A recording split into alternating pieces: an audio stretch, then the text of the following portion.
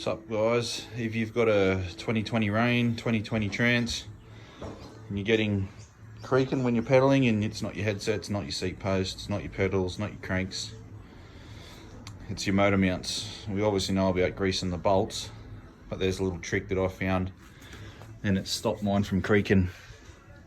I just want to, it's been talked about a few times on here. I thought I'd show you what's to go. So these little plates in here, they press fit into the motor.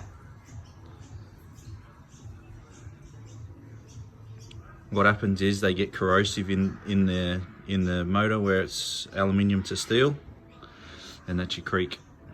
So I'll show you what you need to do to stop it. Creaks come from this,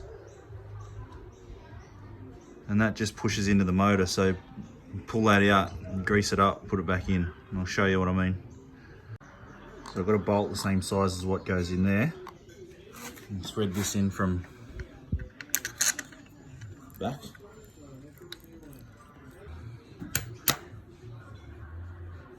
Yeah, give all that a good clean. And in there, in the mating faces, grab your insert, grease it all up, and chuck it back in the motor. But grease all that up,